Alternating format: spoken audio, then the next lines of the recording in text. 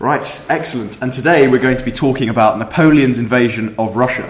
The man who famously quoted, "My enemies are many, but my equals are none," finally found his equal in Tsar Alexander I. Now, I want to start this discussion with really the obvious question: why did Napoleon actually invade, and should he have actually invaded? Does anyone want to kick us off? Go on, Isaac. I mean, sure, we can all understand that there is a need for Napoleon to do something. What with the Russian subversion of the continental system, Napoleon needs to do something about Britain, who are continuously bankrolling his enemies on the continent, who are continually bleeding him dry when it comes to international trade, and whose navy rules the seas. And if Russia is undermining the continental system that Napoleon is trying to use in order to weaken Britain, then he clearly has to do something. But the question is the correct thing to do there to invade? In which case he just makes a much greater enemy than he already has on the continent, and allows himself to be attacked in the Spanish peninsula as well by Britain. Yes, well, you do make some good points there, of course, because the continental system was to some extent ruled on the fear factor of Napoleon's army, and so was his kind of European empire. And thus, if you take these kinds of slights, such as Russia leaving the continental system and kind of reallying with Britain, of course you do need to take some kind of action. But the question could also be begged whether the existential kind of gamble that invading Russia was worth it, considering Russia's alliance with Britain was in no way an existential risk to the French, because they could have still engaged Britain in battle and potentially won, especially on the continent, had they invaded Spain at the time, instead of simply invading Russia. Well, I think it's a Machiavellian kind of, if he can't be loved, he must be feared. And I think if Russia don't fear him, then it gives him, it really puts his position as the hegemon of Europe at risk, especially with numerous defeats in Spain, a guerrilla warfare campaign that is not suited to his style of military leadership, that he isn't necessarily well prepared and well equipped to fight, especially against the Spanish population, many of whom are now rising up in resistance to Napoleon and his brother, King of Spain, especially with British aid and assistance, with British troops, the Duke of Wellington landing. We can see that for him, he has to do something. He has to do something, or if he does nothing, then there's not going to be anything left to do something for. Well, at some point during that speech, Isaac, you did actually mention military tactics, so I'd like to move us swiftly on to that, and the idea of Napoleon's strategy when it came to invading Russia. And really the question here is it only the benefit of hindsight that makes us think that Napoleon had a flawed strategy, or were there other potentially more successful plans he could have engaged in terms of invading Russia? Because you did mention guerrilla warfare. Leo? I think that personally that Napoleon's strategy was flawed from its very inception, and I think part of this is a failure, it can be seen perhaps, of Napoleon to learn from history. The Russians, when they have been invaded and been existentially threatened, it can be seen with the example of the Polish and a more recent-ish example of the Swedes and Charles. Whenever they were pushed into their territory, they committed to full-burn, scorched earth tactics and allowed the enemy to bleed themselves practically to death, or freeze themselves to death in the Russian steppe. And really, this can be seen what happened with Napoleon. Napoleon's grand army of 600,000 and Napoleon himself wasn't really used to these kinds of campaigns where he had to get these great long supply lines, because one of Napoleon's foundations of tactics was a reliance on speed, shock value, and the ability to move his armies at a pace to outmaneuver and really defeat his enemies quite decisively. And the failure of Napoleon to consider that he would not be able to commit to this kind of campaign in Russia and ill-prepare for it is a failure on the part of Napoleon. I mean, fundamentally, it comes down to the distinction that is drawn a lot of the time by historians like Clausewitz and Basil Lilhart, who talk about limited versus unlimited warfare.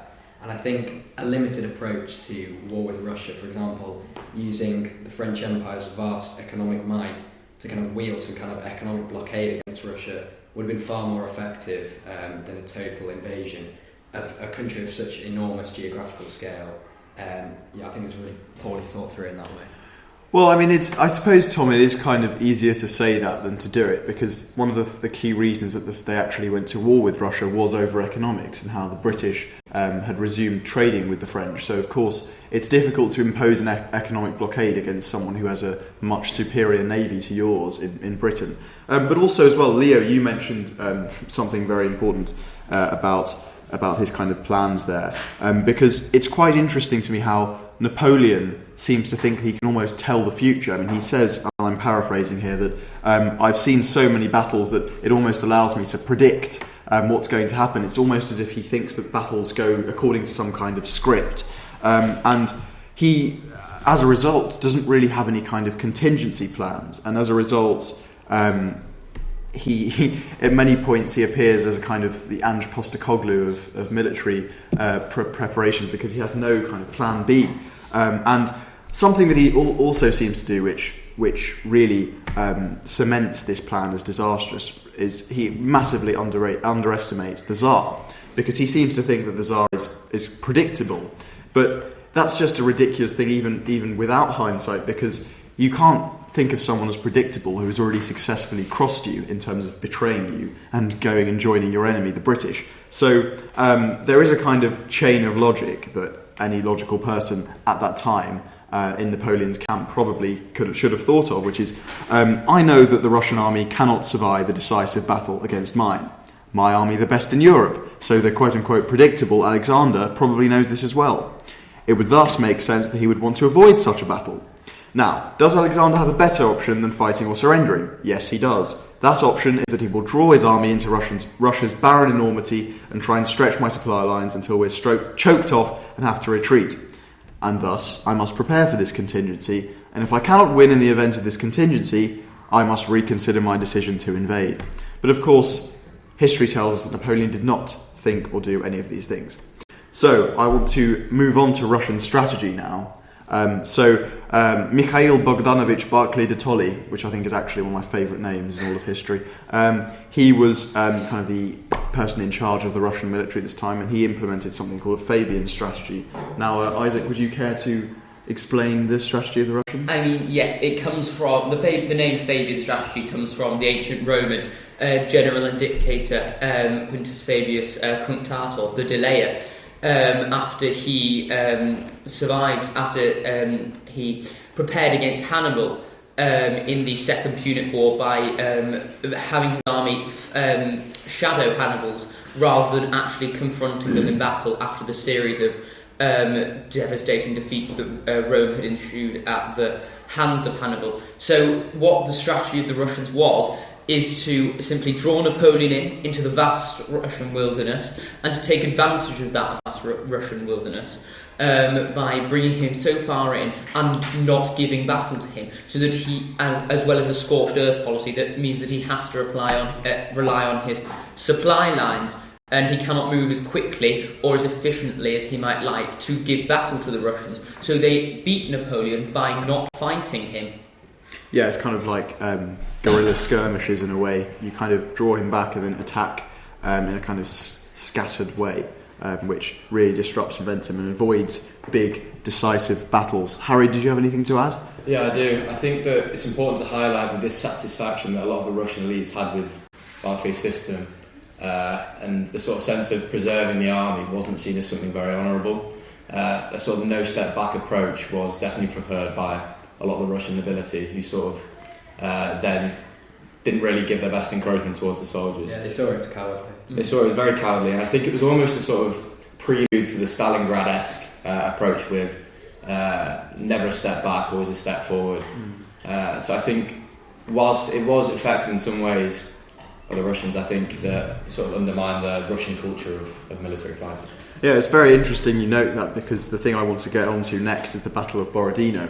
And of course, in some ways, the fact that the Battle of Borodino happened is a kind of testament to Napoleon's military ingenuity, in that he could actually foresee that there would at some point be a big decisive battle, as according to his kind of script for what he thought was going to unfold in Russia, because he knew, in terms of his understanding of military psychology, that people don't want to constantly be retreating, because retreating really is a sign that you're losing in most spheres of conventional warfare. So the question I want to ask is, to what extent did Napoleon squander his opportunity to force a Russian surrender via the Battle of Borodino?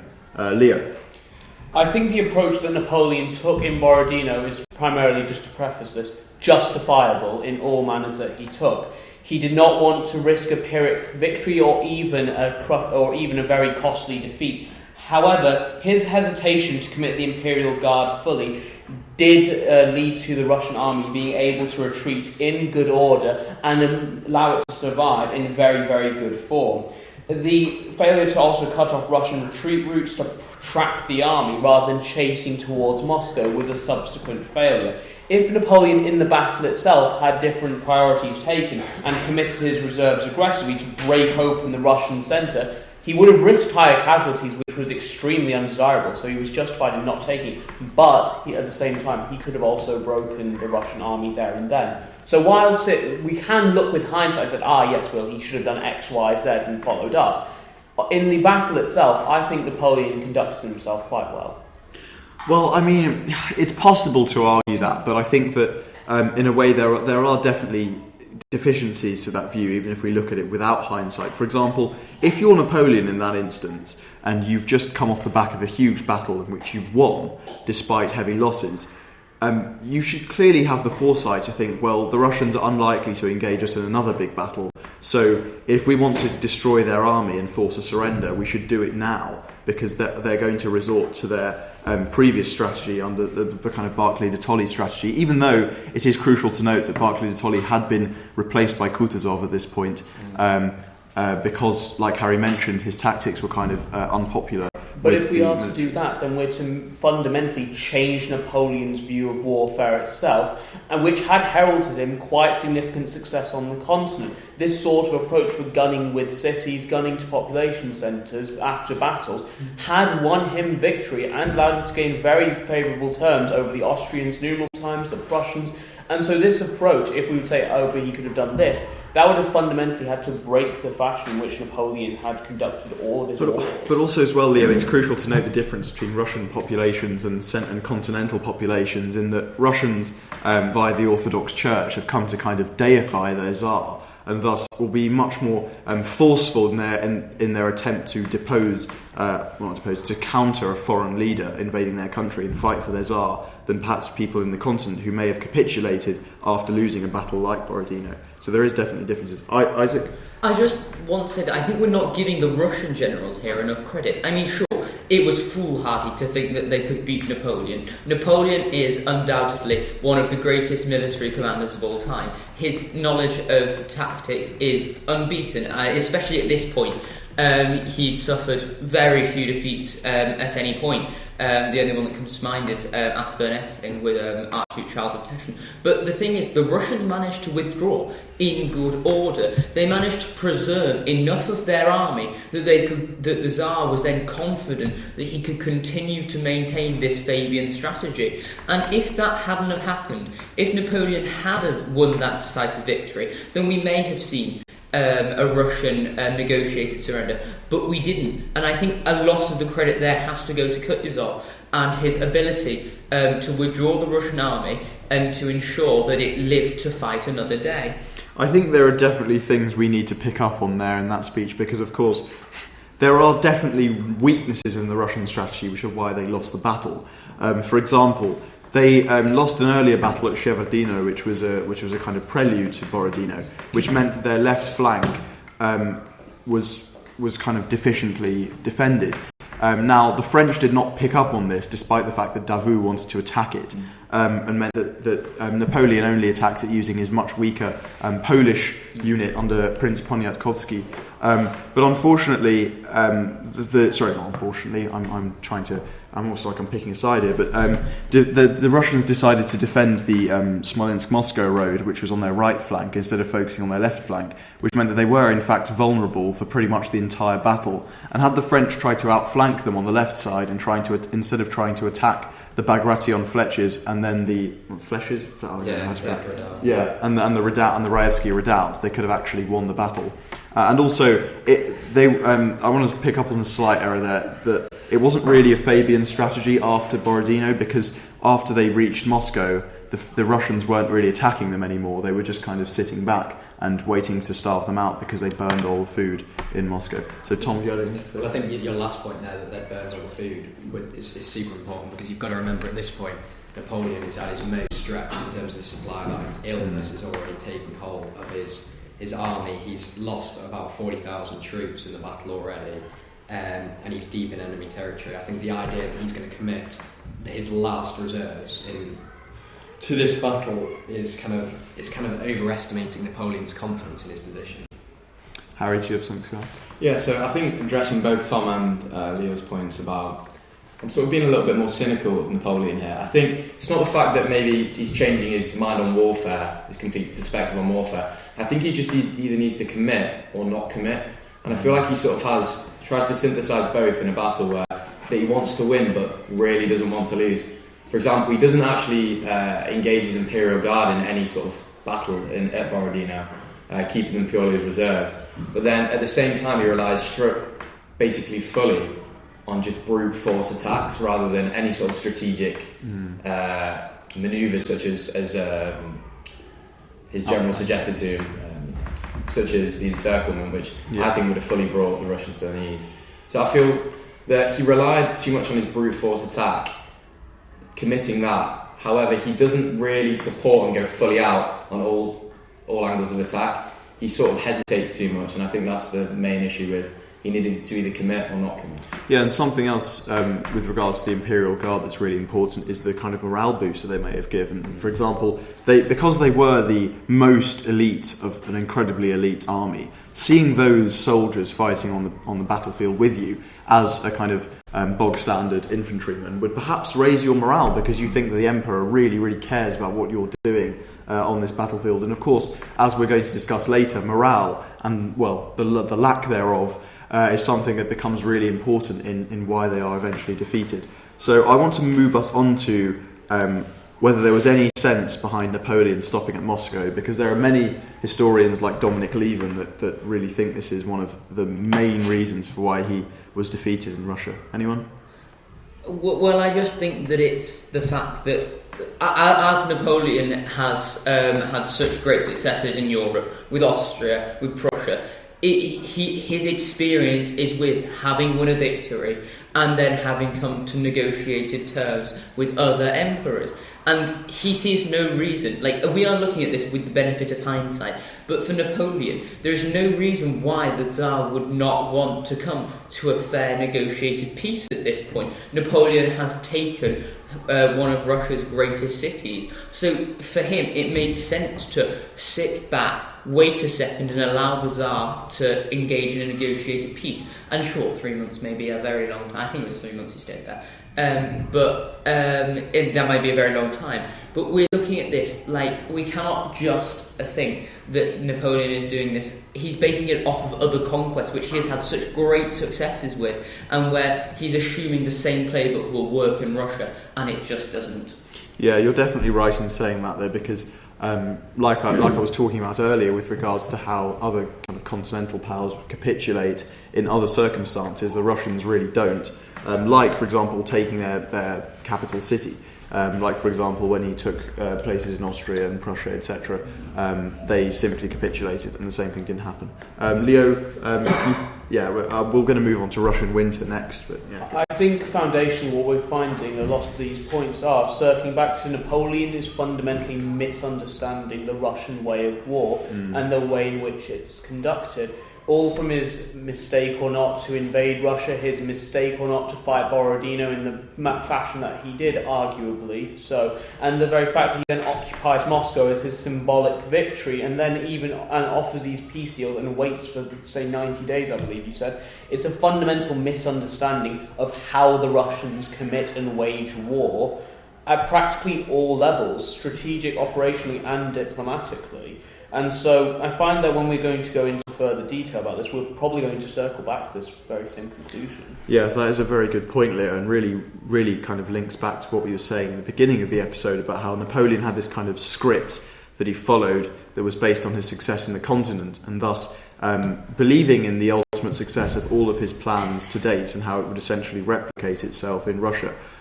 Caused a lot of naivety, really. I think that's the only word we can say, we can use And Tom, do you have anything to add? I think you can only put it down to kind of Napoleon's personal hubris, the idea that he stayed there for 2 months in a ruined city with no supplies, instead of simply retreating to Smolensk, where it already stockpiled loads of reserves. He left a few garrisons in Moscow just in case a peace offer was provided. But after 1 to 2 weeks of waiting, you've taken the capital. Your whole strategy kind of hung on taking the capital. After no peace offer, the idea that he didn't immediately retreat, I have to put down to personal hubris. Right, so Russian winter. Do we think it was overrepresented as a factor? Because this is something that's come under actually a lot of historiographical debate as of late. Isaac? Well, I think the winter's important, obviously. It's hard. It's hard, especially on morale, when you are retreating from somewhere that you are going past fields that you have torched and stolen all the produce on. You're seeing the effects of and walking back through it. You're losing everything you have fought so hard to gain, and you're doing it in such freezing temperatures. Horses are dying all around you, men are falling. Like, the effect that has on morale is incalculable. And then when you consider that Cossacks are sweeping in through snowstorms and slaughtering those at the back of the baggage train, it's difficult to think that this can't have had an absolutely crippling effect on French morale. But do we think that kind of viewing it as the main factor for a defeat is kind of reductive in the fact that Napoleon could have and should have prepared for the contingency of Russian winter, and really when he was in exile in Elba, he said there was only 3 months of the year that Russia was invadable. And whilst we can view this with the hindsight of Napoleon trying to make an excuse for why he was defeated, clearly the fact that Napoleon invaded in the first place meant that he thought he could win, despite the fact that Russian winter was there. So do we think that actually there were tactical ways he could have mitigated against the winter, like at Borodino? I'd just like to point that I feel that the winter was more of a catalyst for the complete destruction of Napoleon rather than a full sort of killer. So I think that although the winter was a complete catalyst, I think 35 to 45,000 of his soldiers actually died at Borodino itself, and they had 6 of the army coming back from that, 100,000 out of the 600,000 that he started with. I also feel like what's so undermined is the amount of the food shortages and the disease that was spread, such as dysentery. That kills morale in the same way that the winter does, seeing your comrades die such horrible deaths that aren't honourable or from either tactical mistakes, just purely where they are and what they're doing there. And I think that as well as the scorched earth policy, that obviously meant that they couldn't get supplies wherever. So I feel like the winter was more of a catalyst for the already underlying problems that was going on. Yeah, I agree with you, Harry, actually, because there were other battles that Napoleon fought in his kind of conquest of the continent, which were, for example, Eylau. I don't actually know where Eylau is, but it was said in all of the historical records that it was as cold as the coldest days in Russia, and Napoleon still managed to win that.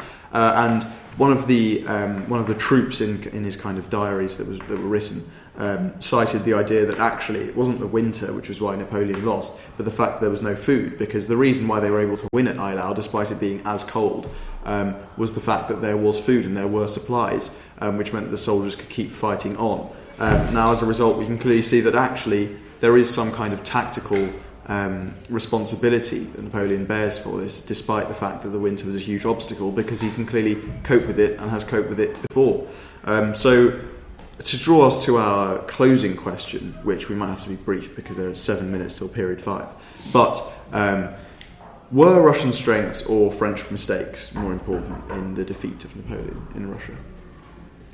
I mean, in my opinion, I think we have to say it's obviously a mix of both. It's always going to be a mix of both. There's no one clear answer. But I think that we have to give credit to the Russian strengths and the way they conducted this war. I mean, sure, there were mistakes. Borodino, engaging Napoleon there, was almost certainly a mistake for Russia.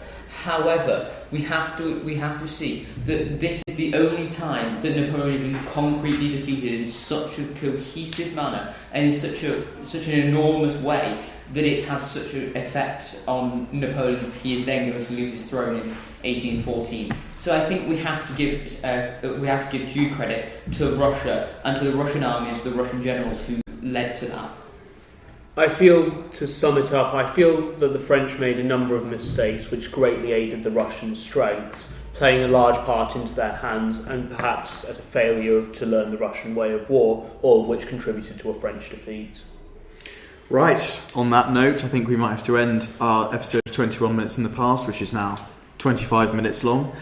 So I thank you all very much for listening. And, this year we're having a slightly different format because we're going to be covering some very interesting units from the A-level spec. So, for example, if you want to hear about civil rights in the United States, the Middle East in the 20th century, 19th century America, the Stuarts, medieval history, etc., and Russia, 19th century, late 19th century, early 20th century Russia.